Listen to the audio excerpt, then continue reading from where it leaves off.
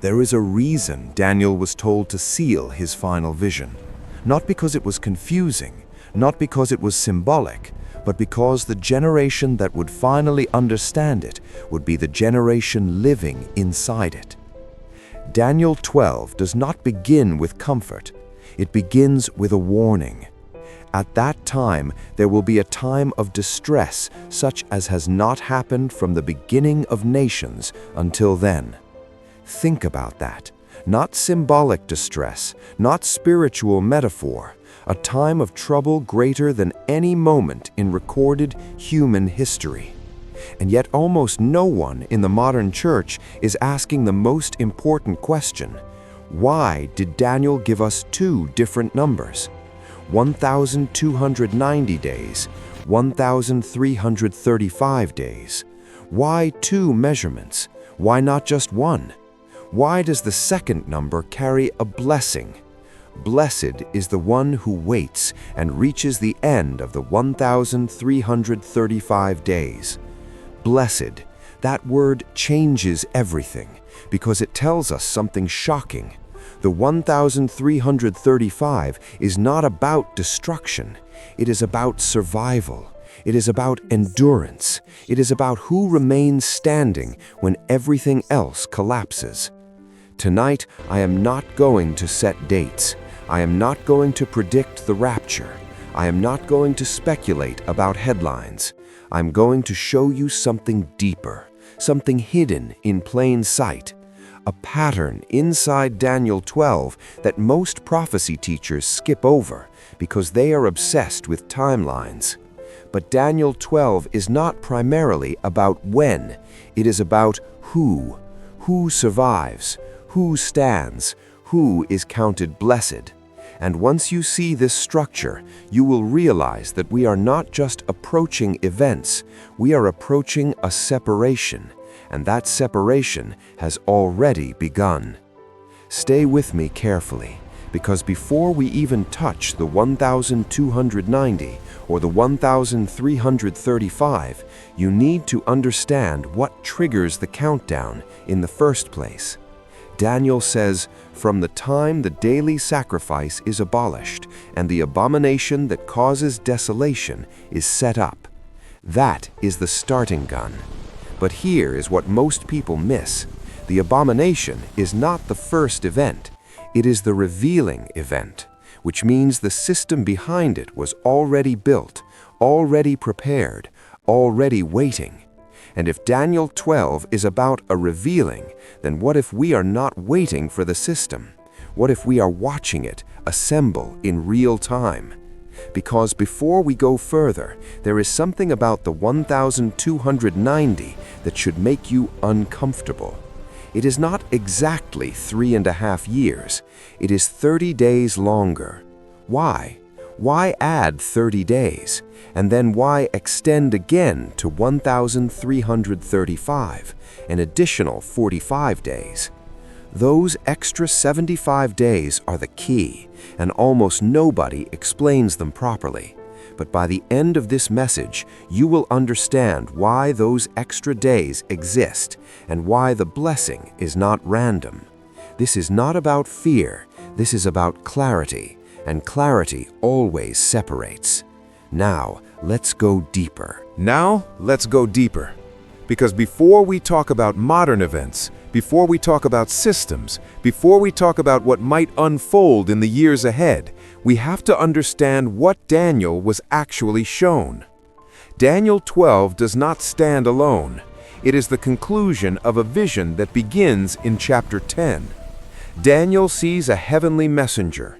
He sees conflict in the spiritual realm. He sees kingdoms rising and falling. He sees a final ruler who exalts himself above every god. And then, at the very end, he is given numbers, specific numbers, 1,290 days, 1,335 days. When heaven gives numbers, it is not poetry. It is structure. It is architecture. It is design. And the first thing you must notice is this. The 1,290 begins after the abomination is set up, not before, which means something major happens at that moment, a revealing, a declaration, a public turning point. Jesus later references this exact moment in Matthew 24. So when you see standing in the holy place the abomination that causes desolation, spoken of through the prophet Daniel, when you see it, not when you hear about it, when you see it, that implies visibility, global awareness, a moment impossible to ignore. And immediately after mentioning it, Jesus says something chilling. Then there will be great distress, unequaled from the beginning of the world until now. The same language Daniel used, distress, trouble, unmatched pressure. So now we know something critical. The 1290 days are connected to the most intense period of human history. But here is where it becomes uncomfortable. Daniel 12:7 describes this period as a time, times, and half a time, which equals 3.5 years. But 1290 days is slightly longer than 3.5 prophetic years. 3.5 prophetic years would be 1260 days. So why 1290? Why add 30 days? That detail is not accidental. Those extra 30 days suggest a transition phase, a closing phase, a final sorting. And then Daniel adds something even stranger. He extends it again. Blessed is the one who waits for and reaches the end of the 1335 days. Another 45 days added. Now we are 75 days beyond the standard 3.5-year tribulation midpoint calculation. Why would heaven extend the timeline twice unless something significant happens after the main period of distress? Unless there is a final moment of separation, a final evaluation, a final revealing of who truly endured.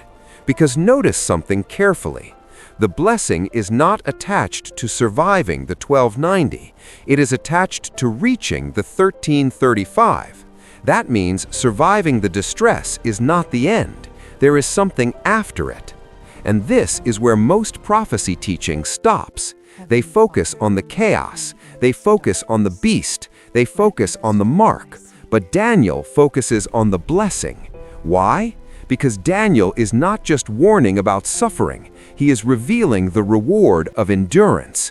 And endurance requires something most modern believers are not trained for: pressure, refinement, purification. Daniel 12:10 says, "Many will be purified, made spotless and refined, but the wicked will continue to be wicked." Do you see the separation language? Purified versus unchanged, refined versus hardened, understanding versus confusion. This is not random suffering. This is fire of refining, and fire reveals what was real all along. Gold survives fire. Imitations melt. So now the question becomes personal. If the 1290 represents the peak of global pressure and the 1335 represents the completion of refinement, where are we in that sequence? Are we before the revealing? Are we approaching the pressure? Or are we already inside the early birth pains Jesus described? Because Jesus did not describe the end as sudden chaos. He described it as labor. Labor starts gradually, contractions spaced apart, manageable, then closer, then stronger, then unavoidable.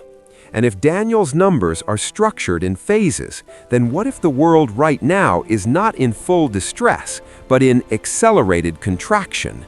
Think about how quickly systems are aligning. Economic systems becoming centralized, digital identification expanding globally, artificial intelligence monitoring speech, movement, patterns, financial infrastructure moving toward programmable currency, censorship tightening, global cooperation increasing under crisis narratives. None of that proves a date, but it proves readiness. It proves capacity, and capacity matters more than speculation. because the abomination cannot function without infrastructure. The system cannot enforce without technology. The pressure cannot intensify without global alignment. And for the first time in human history, all three exist simultaneously. That does not mean tomorrow, it means possible. And prophetic possibility is different from prophetic timing. Now pause, because I need you to see something deeper than headlines. Daniel was told to seal the book until the time of the end, not until a specific date, but until a season, a period when knowledge increases. And look around carefully. Has knowledge increased? Exponentially. Information doubling faster than any previous generation. Technology reshaping society within months, not centuries. Global awareness instantaneous. This is not random progress, it is acceleration. And acceleration is always a sign of approach. When you are driving on a highway and you see signs appearing more frequently, it means you are nearing something. And spiritually speaking, the signs are clustering. But here is the most important question. If the 1235-day blessing is about endurance, what does endurance actually require? Because surviving that period will not be about church attendance. It will not be about religious vocabulary. It will not be about surface belief. It will be about foundation. And foundation is built long before storms arrive, which means the real countdown might not be about global events. It might be about internal preparation. Because the most dangerous deception is not external persecution, it is internal compromise. And Daniel says clearly, the wicked will not understand, not because information is hidden, but because their hearts are. Understanding is spiritual alignment, and alignment determines endurance. So as we move forward, as we examine how these timelines could intersect with history, do not just listen with curiosity, listen with evaluation. Because Daniel 12 is not merely revealing what will happen, it is revealing who will remain. And before we connect this structure to real-world markers, there is one more layer inside Daniel's vision that most people overlook. A detail about Michael, the great prince, and a restraint that must be removed. And once you see that, the entire sequence becomes clearer than ever.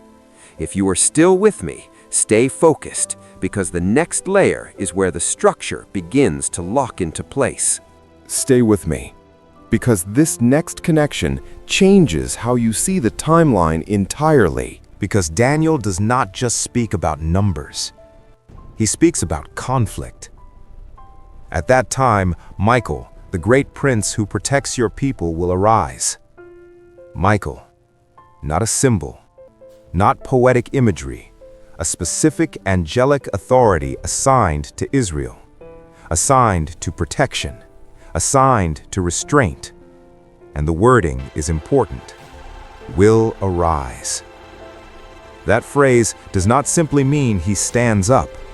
It implies activation, intervention, a shift in posture, which means before he arises, something changes, something escalates. Now, connect this with something Paul writes in 2 Thessalonians 2. He speaks about a restrainer, something or someone holding back the full revealing of the lawless one. And you know what is restraining him now, so that he may be revealed at the proper time. Revealed. There is that word again. Revelation, unveiling, exposure.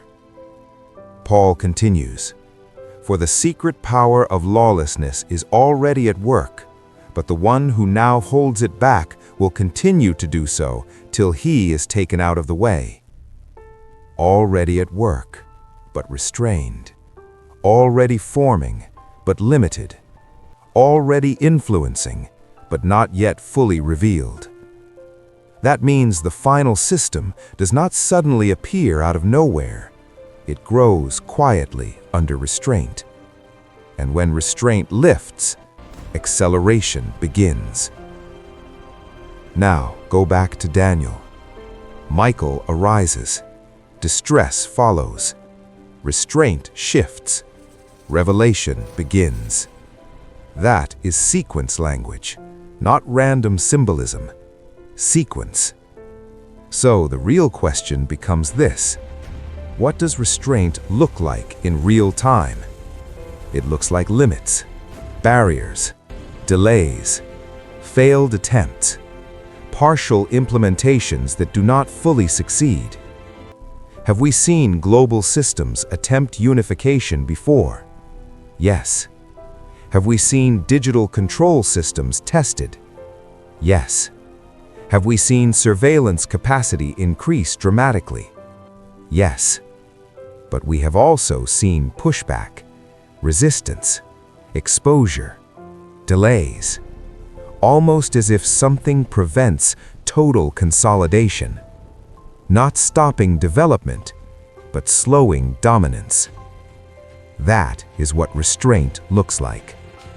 It does not erase evil, it limits its timing. And timing is everything in prophecy.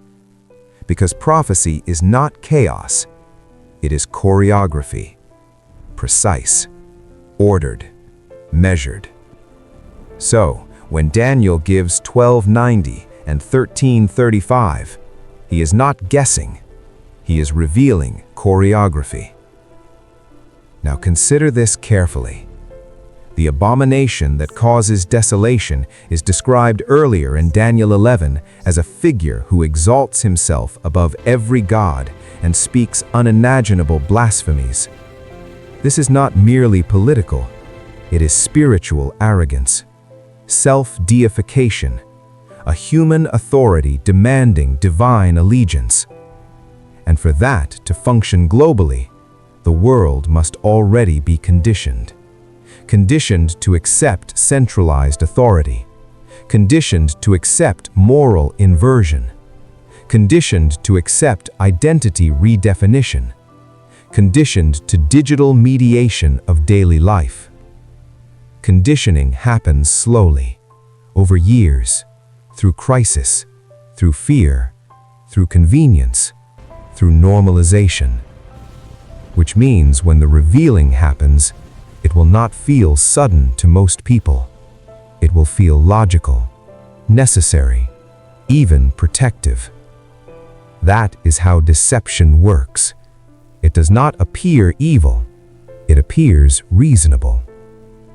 Daniel says the wise will understand, not because they are smarter, but because they are spiritually awake.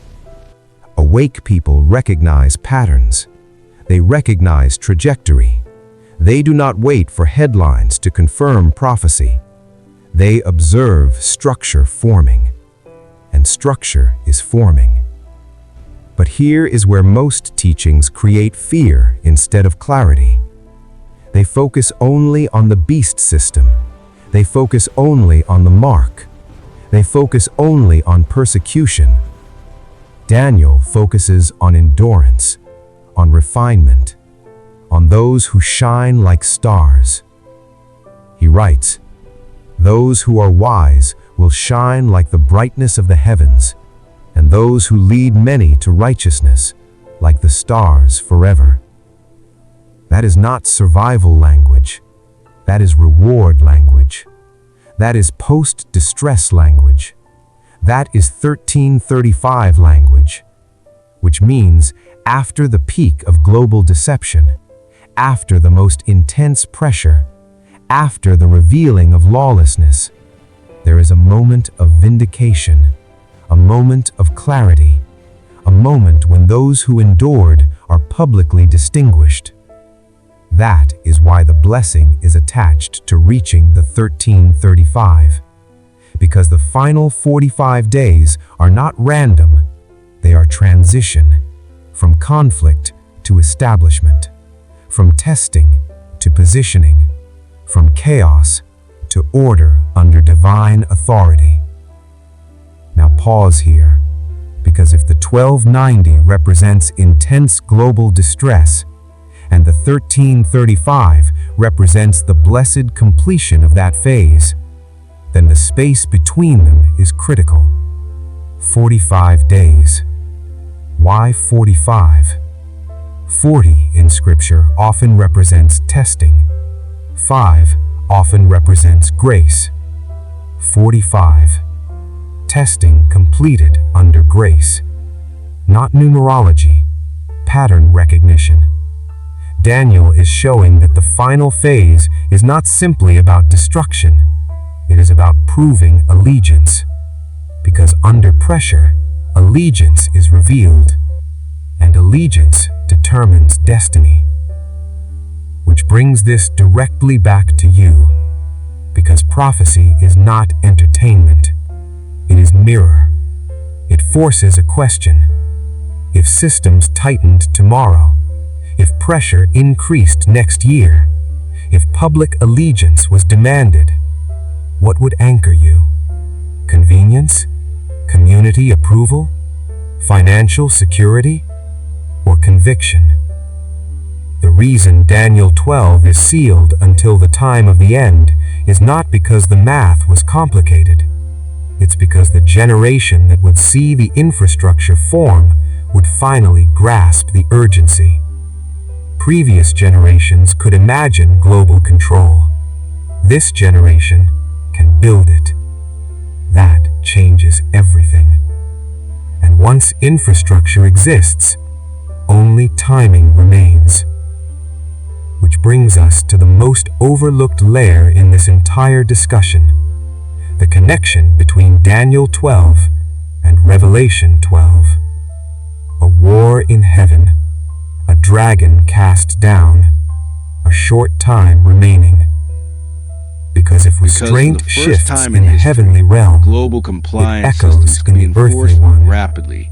And the moment that echo is begins, the mechanism behind the countdown accelerates Daniel does not beyond obsess over anything humanity He has emphasizes experienced endurance. before. Why? Because enforcement tests the heart. It exposes who belongs to what. In Egypt, the plagues revealed allegiance. In Babylon, the furnace revealed allegiance. In Persia, the lion's den revealed allegiance. In the final phase, economic and social pressure will reveal allegiance, and revelation always precedes resurrection. Now consider phrase, everlasting contempt. That is not temporary embarrassment. It is permanent separation, which means Daniel 12 is not warning about inconvenience. It is warning about eternal outcome. That is why the blessing of 1,335 matters so deeply, because reaching it signifies alignment at the moment of separation, and separation happens after refinement. Daniel says, many will be purified, made spotless and refined. Refining removes impurity through heat, but heat feels destructive while it is happening, which means the final period will feel unbearable to many. Pressure, fear, isolation, uncertainty, and yet within that environment, there will be clarity for the wise, not because circumstances are easier, but because truth is sharper. Truth becomes obvious when deception reaches its peak, and deception will peak. Revelation 13 says the whole world will marvel, admire, applaud. That is the danger. The final system will not appear monstrous at first. It will appear effective, efficient, stabilizing, perhaps even moral. That is how allegiance is tested, because bowing will feel rational, standing will feel costly, and cost reveals loyalty. Now pause, because if Daniel 12 ties resurrection, distress, refinement, and blessing together, then the 1,335 may represent the closing of probation, the final opportunity to remain aligned, the completion of testing, the moment when those who endured are distinguished permanently, which means the final 45 days are not filler. They are decisive, and decisive periods are always intense. Short, compressed. Historically, transitions of power happen quickly once conditions are ready. Empires fall in months. Governments collapse in weeks. Systems shift overnight. Acceleration defines transition. And if the dragon knows his time is short, he will move rapidly, which means when the revealing happens, events may unfold faster than anyone expects. But here is the critical part.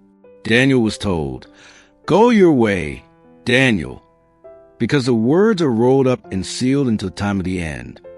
Sealed until the time of the end, not sealed forever. That implies a generation that would finally grasp the structure, not because they are spiritually superior, but because they live in the technological environment that makes it visible. Previous generations could not imagine buying and selling being controlled globally. Now it is plausible. Previous generations could not imagine real-time worldwide influence. Now it is normal.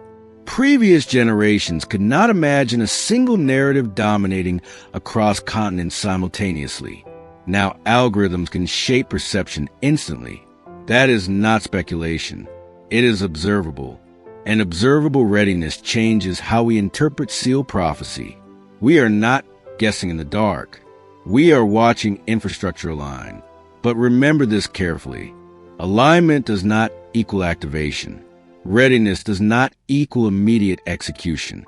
It means proximity is possible, and proximity should produce preparation, not panic, preparation, because the goal of prophecy is not fear, it is faithfulness.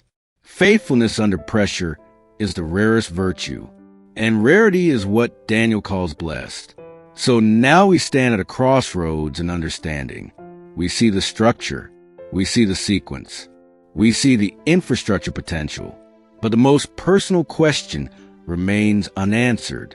If refinement began today, if pressure increased tomorrow, would your faith deepen or negotiate? Because the difference between 1,290 and 1,335 is endurance. And endurance is not built in crisis. It is revealed in crisis, built beforehand. Which means the real preparation phase is now, not when headlines confirm prophecy. Now, and before we close this journey, there is one final layer we must confront. The emotional deception that keeps people asleep. Because Daniel says the wicked will not understand.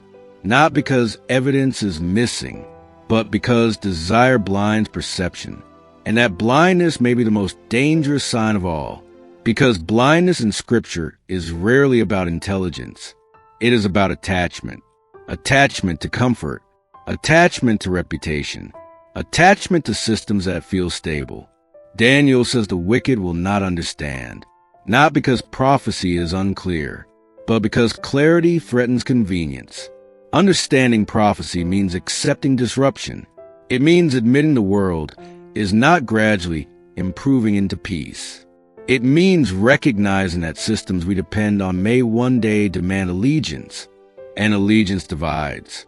That is uncomfortable.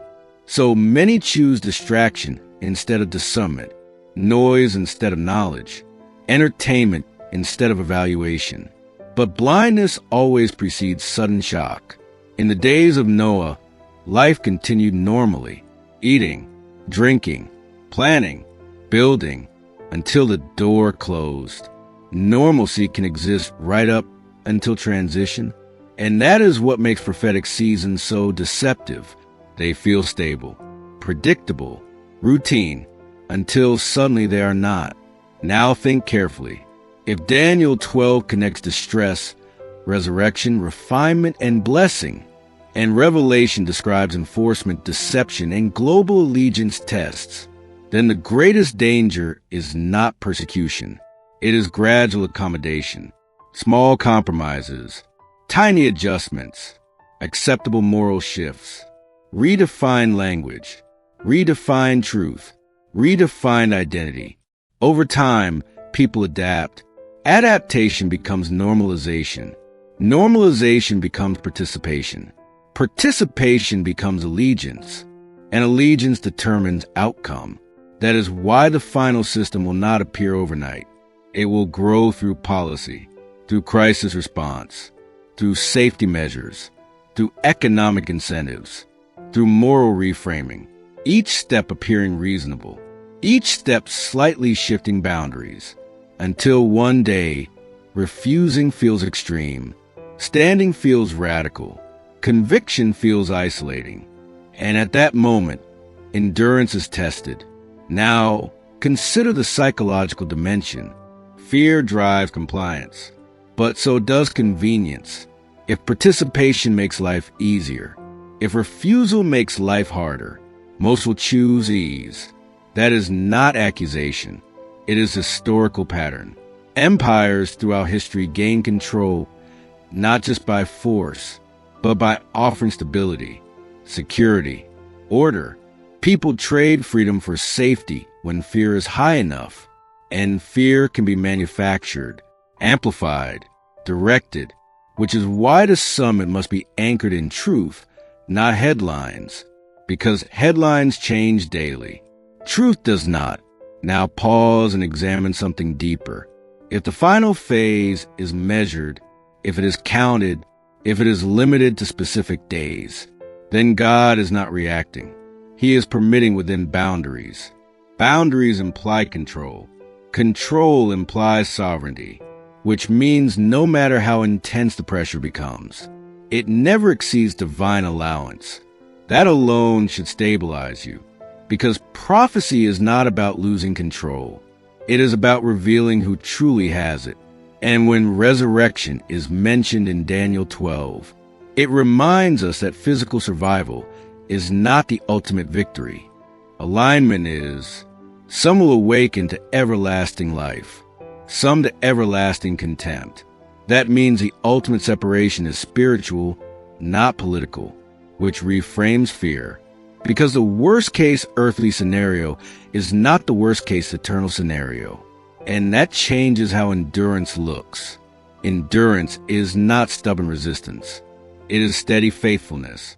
It is quiet refusal to bow. It is internal loyalty expressed externally when required. Now here is the sobering part. Most people assume they will stand firm if tested. But standing firm requires prior decision. Conviction built before crisis. Habits formed before pressure. Because crisis does not create character. It reveals it. If faith is casual now, it will negotiate later. If truth is optional now, it will bend under pressure. If conviction is shallow now, it will dissolve when cost increases. That is why Daniel emphasizes purification. Refinement begins before the furnace reaches full heat. So perhaps the early contractions we see in society, division, moral confusion, institutional instability, information warfare, perhaps these are not the final distress, but the preparation stage. A shaking that reveals foundations, because Hebrews says what can be shaken will be shaken, so that what cannot be shaken remains. Remaining is endurance language, and endurance is 1,335 language, which brings us full circle. The blessing is not for the curious. It is for the faithful, not for those who track timelines obsessively, but for those who remain aligned when alignment costs something. Now ask yourself honestly, if tomorrow brought social pressure for belief conformity, if economic participation required silent agreement, if digital systems tracked ideological loyalty, would you comply quietly or stand calmly? There is a difference between loud resistance and calm conviction.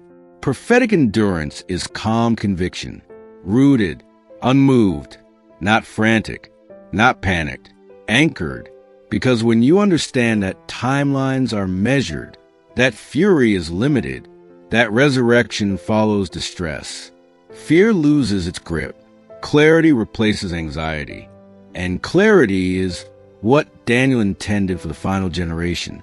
But there is one more piece we must confront before concluding this journey. The difference between watching prophecy and participating in preparation, because many people watch, few prepare, and that distinction may determine who reaches the 1,335. Stay with me, because this final layer is the most practical of all, because watching prophecy can become a form of entertainment. Charts, dates, speculation. Headlines match the verses. It feels productive. It feels spiritual. But it can quietly replace obedience. There's a subtle danger in being fascinated by timelines while neglecting transformation. Daniel was not blessed for calculating. He was blessed for faithfulness in Babylon, before the visions, before the numbers, before the sealed scroll. He had already chosen loyalty. He resolved not to defile himself long before lions' dens and angelic visitations. That is preparation, private conviction before public crisis. And that is where most people misunderstand the final generation. They assume they will need extraordinary courage in extraordinary times. But Scripture shows something different. Extraordinary courage grows from ordinary consistency, daily prayer, daily truth alignment, daily integrity when no one is watching. Because when pressure escalates, you do not rise to the occasion. You fall to your level of formation. Formation happens quietly, in obscurity, in discipline, in small decisions that seem insignificant. That is why refinement language appears before resurrection language. Purified, made spotless, refined. Refining removes mixture. Mixture is divided loyalty, saying you trust God while depending entirely on systems. Professing truth while fearing exclusion.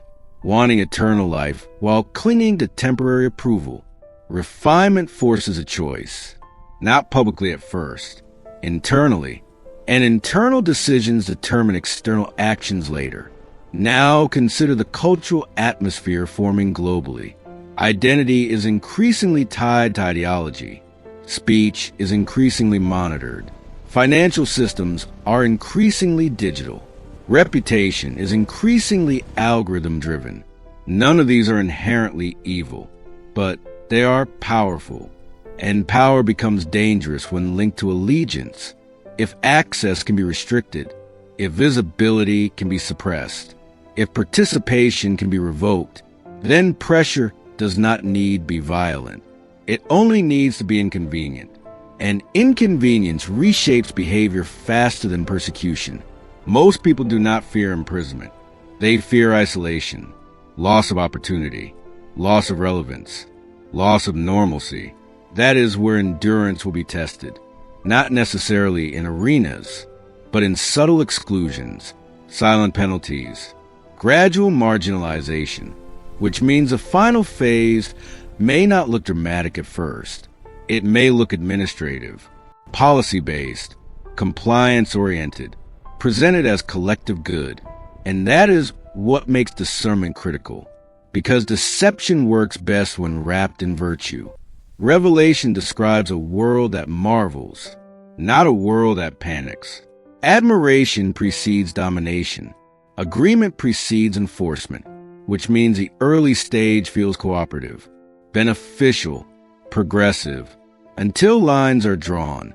And once lines are drawn, neutrality disappears. Daniel says the wise will understand. Understanding here does not mean predicting dates. It means recognizing seasons, recognizing alignment shifts, recognizing when cooperation becomes compromise. And compromise always begins small, just this once, just to avoid trouble, just until things settle down. But prophetic history shows something consistent. Things do not settle down. They intensify, because once allegiance structures are in place, they expand. And expansion requires conformity, which brings us back to the heart of 1335. Blessed is the one who waits and reaches it. Waiting implies patience under delay. Reaches implies perseverance under pressure. So the blessing is tied to two qualities: patience, perseverance. Both require trust. Trust that God's sovereignty limits chaos. Trust that resurrection outweighs rejection. Trust that eternal reward eclipses temporary loss. Without trust, endurance collapses into fear, and fear drives compromise. Now imagine the final 45 days again. Pressure increasing, narratives hardening, choices narrowing, social costs rising. It will not be the time to build faith. It will be the time to exercise it. Athletes do not train during competition. They perform what was developed beforehand. In the same way, spiritual endurance is pre-built. Right now, in this season, while things still feel relatively stable, and that realization shifts urgency, not urgency to panic, but urgency to deepen roots, because storms reveal root systems, and shallow roots cannot withstand sustained wind. If allegiance is tested digitally, economically, socially, then your foundation cannot be digital, economic, or social. It must be spiritual, anchored in something immovable, because everything else can be revoked. Accounts can close, platforms can restrict, communities can distance, but internal conviction cannot be confiscated, and that is where true freedom exists. Now, we are approaching the final layer, the question no one likes to ask. Not when will it happen, but who will stand when it does. Because prophecy is not merely informational, it is invitational. An invitation to choose now who you will be then.